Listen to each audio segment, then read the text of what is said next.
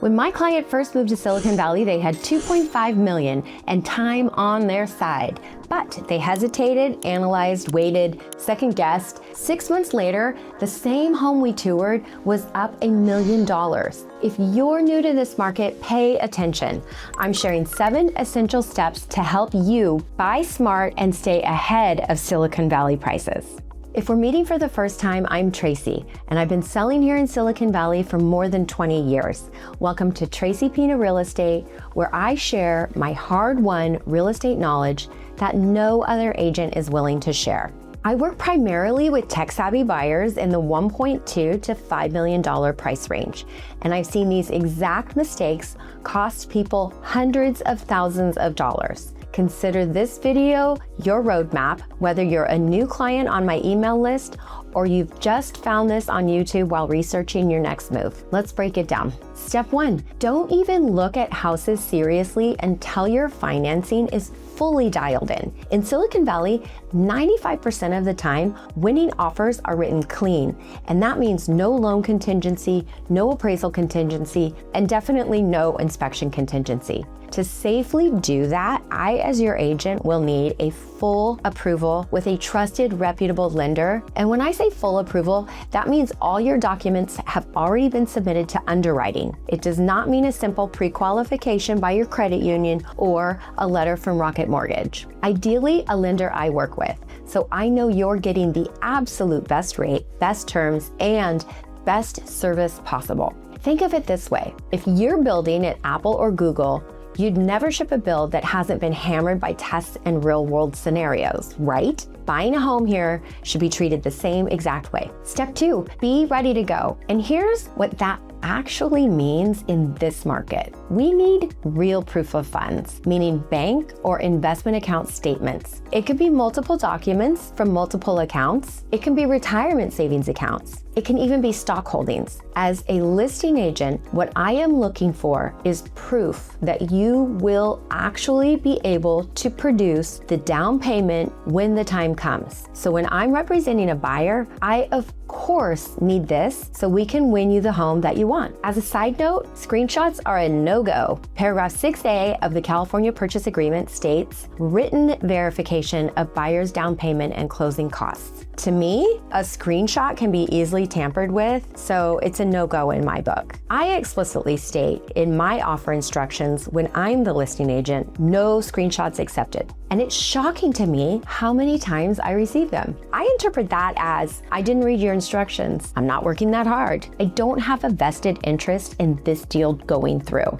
So when it comes to winning in real estate here in Silicon Valley, every little thing matters. As your agent, in order for your offer to be valid and considered, I need your pre-approval letter and your bank statements ready to submit with your offer. And then once your offer is accepted, 3% of the purchase price needs to be wired to escrow within 1 business day. That's 3% of the purchase price, and that is called your earnest money deposit, and there's no wiggle room here. In Silicon Valley, when the right house pops up, you don't have days to gather things. If you're not ready to go, frankly, you're not only wasting my time, you're wasting your own. And in most cases, you're costing yourself money because that house just sold $200,000 over, and it just set the new floor for that neighborhood that you really want, which means the next one that comes to the market will start out there. This is one of the biggest mindset shifts for those new to Silicon Valley. Okay, step 3, there's homework before you write. Here, it's standard for sellers to do upfront inspections. Home inspection, termite inspection, and maybe even roof, chimney, sewer, pool. It all just depends on the property. The inspectors we have in our market are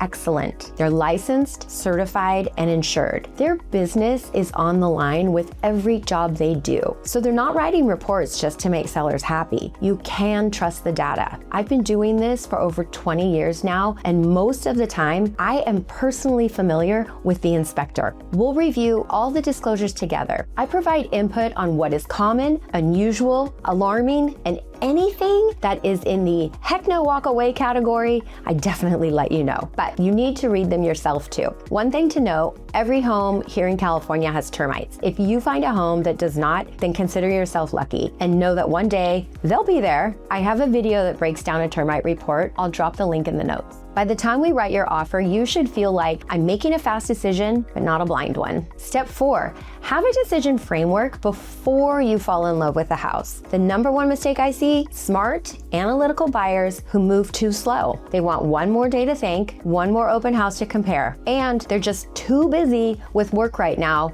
with no time to move. And while they're thinking, guess what's happening? Someone else is wiring in their 3% deposit. So when you work with me together, we need to get really, really clear on what you really want. I need you to spell out your must-haves versus nice-to-haves. I don't need this for me, you need this for you. You as a buyer have a knack for going into analysis paralysis. So get clear on your motivation, really dig deep on why you are buying a new home. And tell me the truth. I'm on your side. I'm working for you. I keep everything confidential, and I cannot help you if you don't share with me the full picture. Secondly, I need you to participate and help me help you. The methods and tools I use to help you get into a new home only work if you use them. Next, I need your true max budget. Enough said. And last, adopt a simple decision-making rule for yourselves. Like, if a home hits 80% of our must-haves and fits our budget, we're writing. This doesn't mean being reckless. It means knowing in advance what yes looks like, so you can act when you see it. Step 5, your offer is more than a price, it's a package. And here's what a strong offer package in Silicon Valley looks like. Beyond price, 15 to 30 day close, a 3% deposit, little to no contingencies, closing costs allocated according to standards for the county, proof of loan approval, and proof of funds in the form of a bank statement. Also, all disclosures signed showing the seller's agent that you've read them. As a listing agent, I'm advising my clients to not just look at the number when choosing an offer. We are laser focused on choosing an offer that I believe will close. So that's why how we package your offer matters so much. Step 6, do not ignore insurance. In California, especially with wildfires and many carriers pulling out of the state, homeowners insurance is not automatic. And sometimes it's not cheap. So before we even write, or at least before your offer gets accepted, you should talk to your insurance broker and confirm you can actually get coverage on that specific property at a price you are comfortable with. Get a sense of what your premium will look like. It's important to understand insurance is based on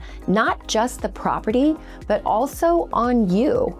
And so it's really important that you do this legwork, not your agent. I do work with excellent insurance brokers I trust, and I'll happily connect you with them so this step doesn't become a last-minute crisis that delays or even kills your deal. Okay, step 7, who you choose as your realtor. I mostly work with sellers, and what matters most to me when it comes to reviewing offers with my clients is the agent representing the buyer, because that person is responsible for getting their buyer to the finish line. So, did they read the offer instructions? Did they present a full offer package according to the instructions? Or did they make errors in their offer? Did they miss boxes? Did they miss signatures? Or leave critical sections like contingencies to the default of 17 days? There's so many agents in Silicon Valley, and it's easy for me to figure out which ones are good at their job and which ones just simply aren't. You are paying for your agent, so make sure